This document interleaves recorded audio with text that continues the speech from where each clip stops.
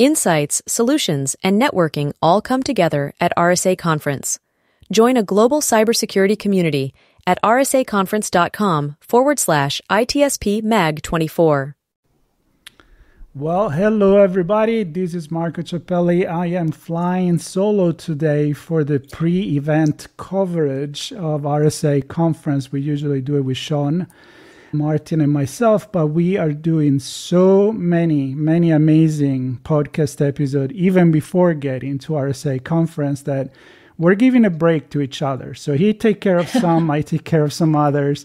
And this one, I decided to take this because it's very much related to society and technology. And for those of you that have been following me, my background is political science. So we're actually talking about the connection today between, let's say politicians and cybersecurity and other things going around that. And to do this, of course, I'm not alone. I actually have Madison Horn. She's a congressional nominee.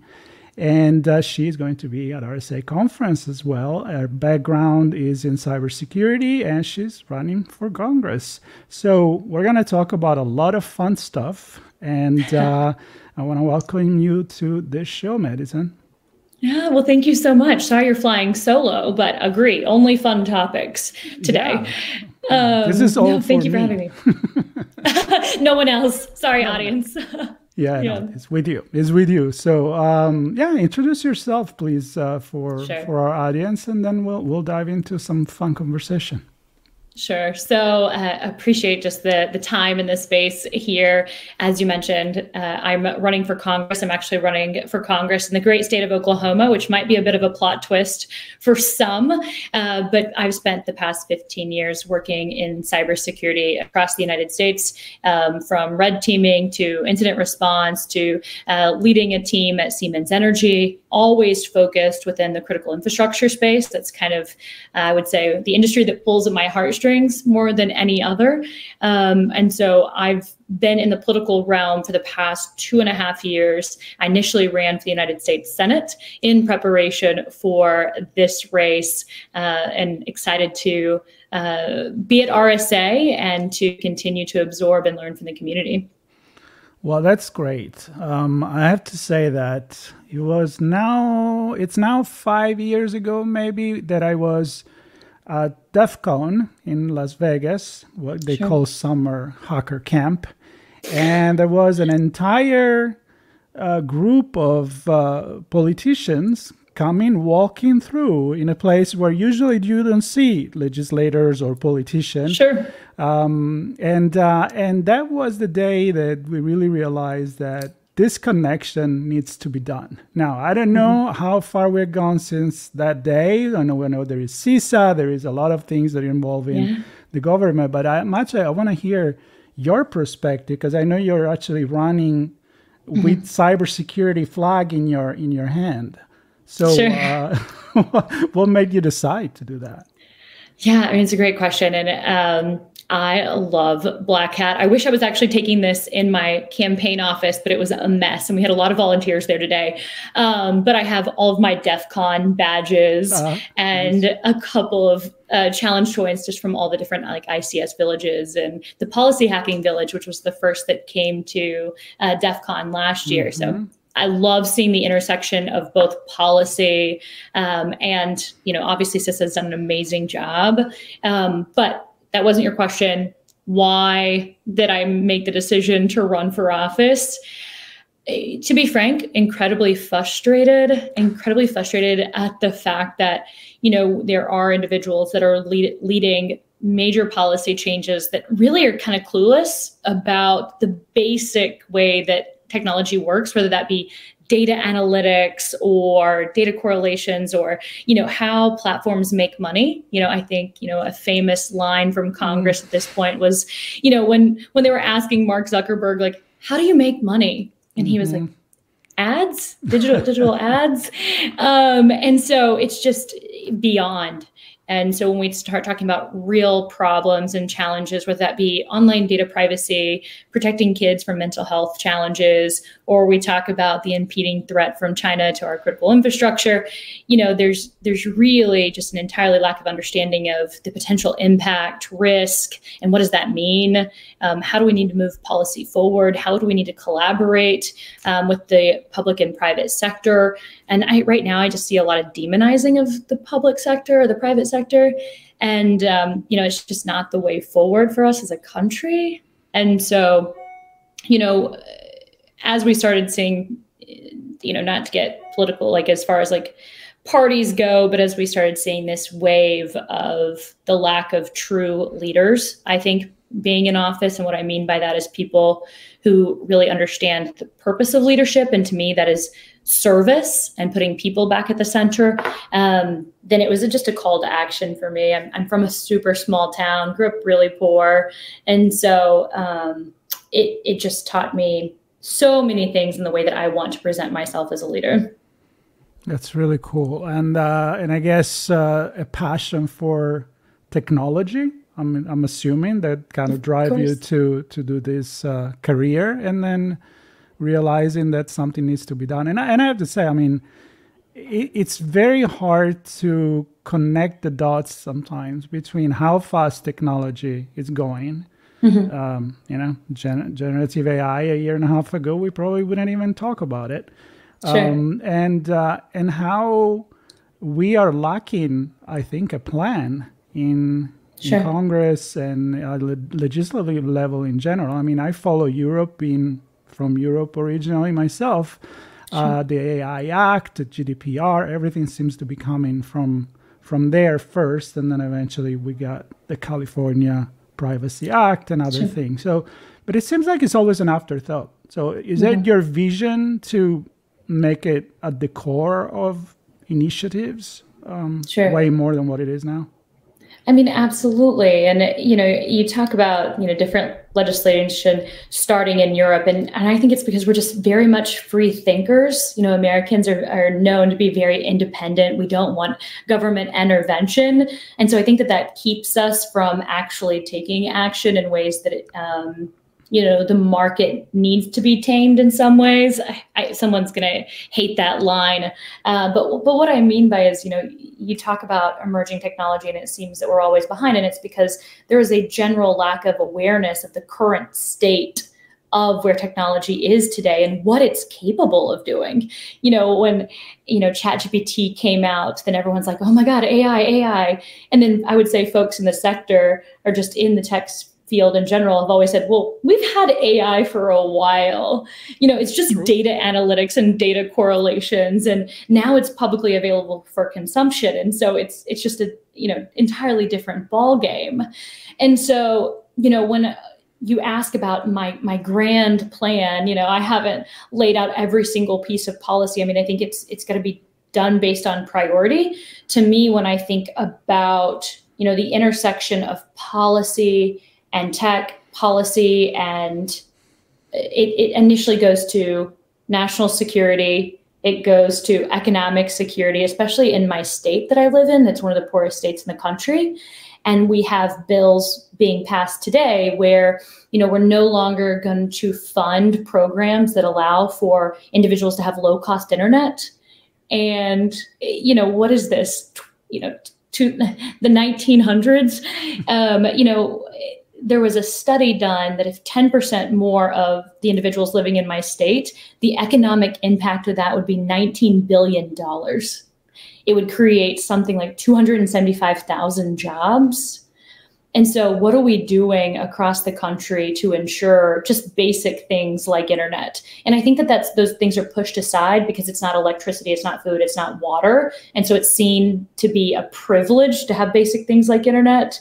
And so if we can't solve these little things, then how can we have conversations around legacy technology in the critical infrastructure space and how susceptible that is to China, or maybe why we shouldn't have, devices made from foreign countries put into our critical infrastructure? We can't have these bigger conversations.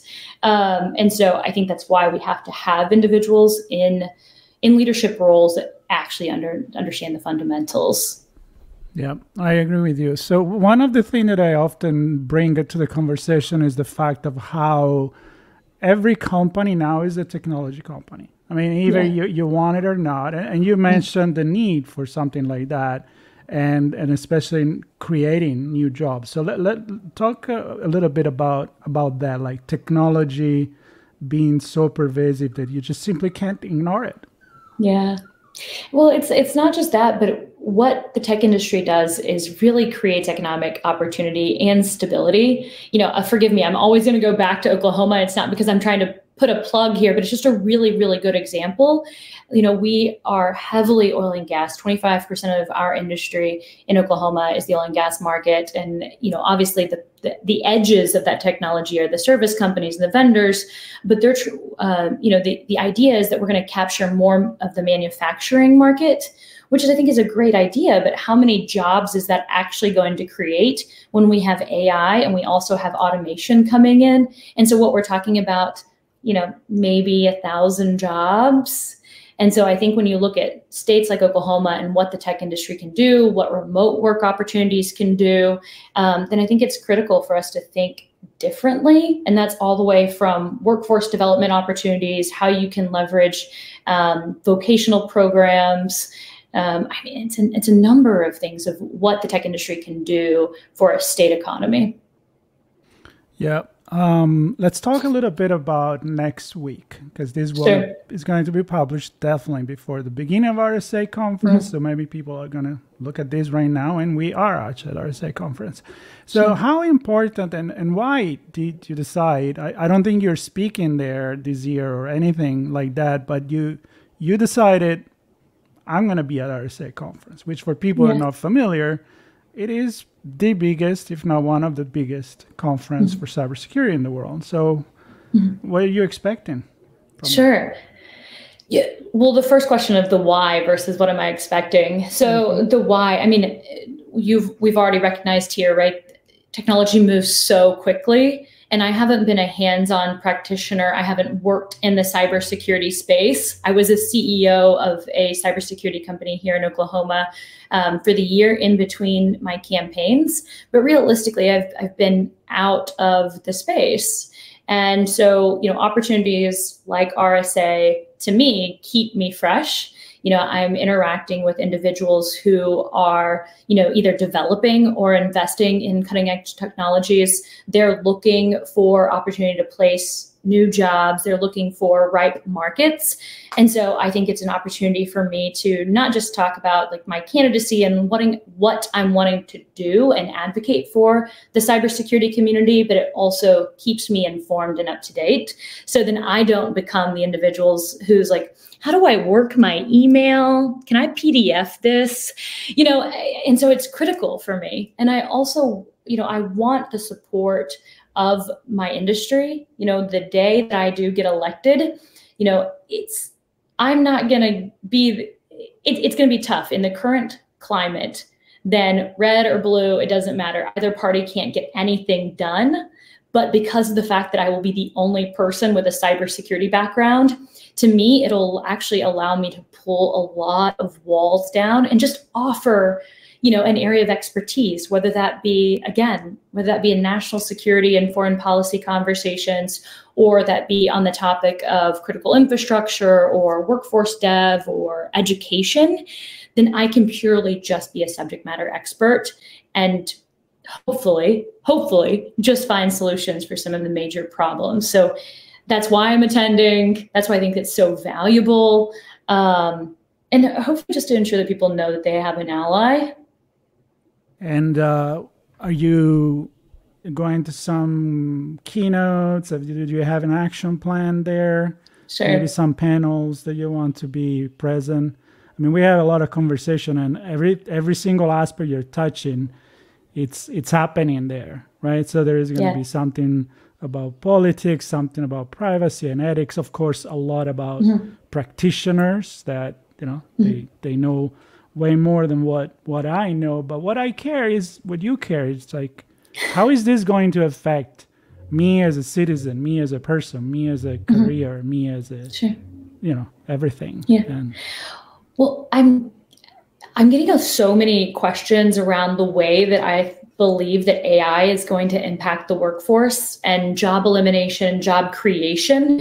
And I have some initial thoughts, but I really would love to like have these conversations with individuals who are way smarter than me, and just to hear what they have to say, to learn from historic moments in history when we have seen the evolution of technology, the way that we're seeing it adopted. I think AI is going to be one of the first technologies that we are pushing. I don't want to say we, but that we're seeing major legislation being attempted to regulate this space. Now, we can agree and disagree, but I really want to know what folks in the space see as good, bads, and ugly of potential regulation, what that would look like if we go down that path. My week is a bit chaotic. The 4 days that I'm there, I'm going to events that are focused in the national security space, going to a couple of obviously private sectors into things that are just, CISOs across industry, whether that be banking or media or, obviously telecom space, and just, again, want to kind of learn some pain points. I know that there was a lot of frustration post some of the SolarWinds decisions and, what the new CISO role may look like, the liability there. So just staying curious, staying hungry, obviously catching up with some amazing friends and, community leaders. If there is something that I love in what you say is be surrounded by smart people. I always feel that if it never happened, but if I ever feel like the smartest guy in the room, I'm probably in the wrong room. And how boring! No offense to you. I'm sure we could have a great time. It'd be horrible. You wanna learn, and that's one of the things. I mean, when I sit down with someone, either doing a podcast from my office or there in Broadcast Alley, that's the thing. I learn. Everything I know is from conversation with smart people, and I'm definitely learning something from you as well. You said at the beginning that you've been focusing in your career on the infrastructure, and I think that definitely one of the hot topic in cybersecurity nowadays. So a little bit of a vision there. I mean, I have conversations sometimes that come out to the fact that we have maybe in this country infrastructure that could be a little bit newer, maybe thought from a little bit more of supervision from the top. And again, politics, which bring me not only to talk about that, but also the vision of, do we really need to make decision based on a party? Or can we make decision based on what really matters for the citizen? So go for it. Yeah, your last question just it got me fired up. So I planned it. So we're gonna put that aside for 30 seconds. My comms team is always like, Madison, you answer every single question. I'm like, isn't that what I'm supposed to do?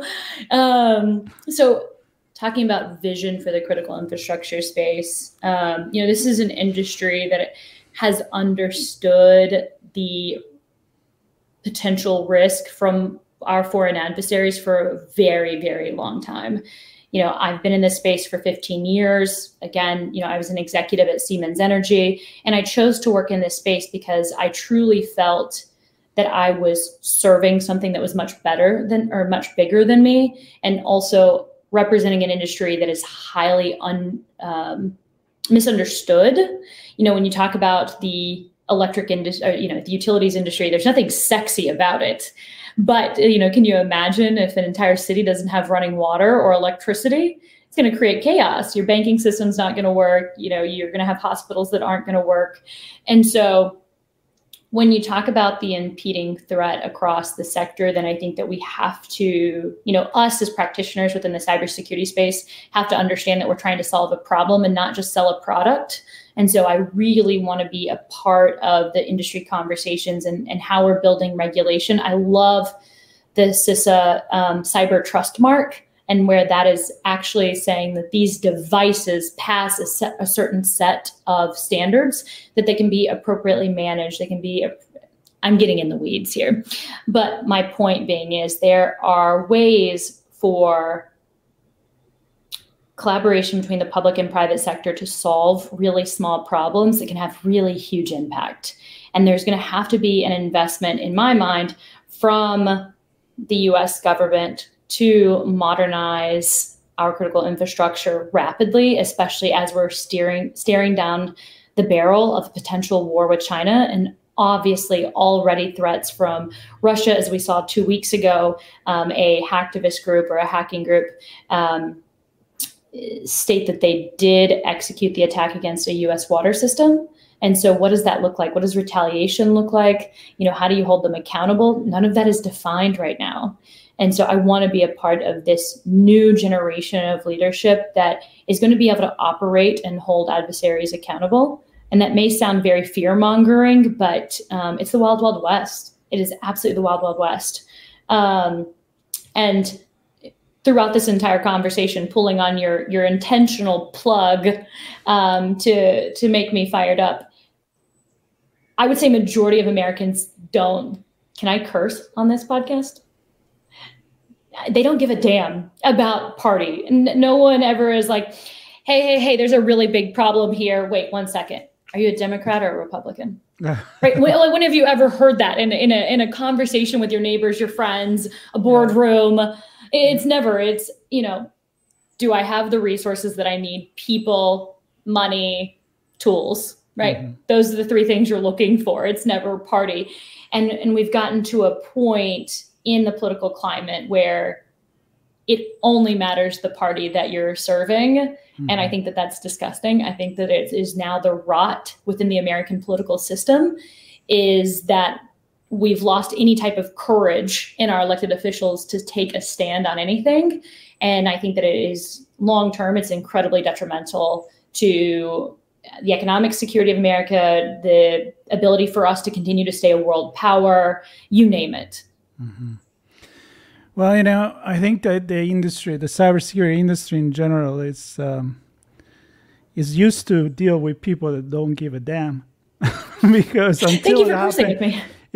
I'm supporting you with that. Because I know until it happened to you, it's very human. You don't worry about it. Why two-factor authentication? Why this? Why that? And then one day it gets really close, and they're like, "Yep, okay, now I know what they were talking about." So to go to this kind of event, I feel like we always look a little bit into the future, and just to make a plug for.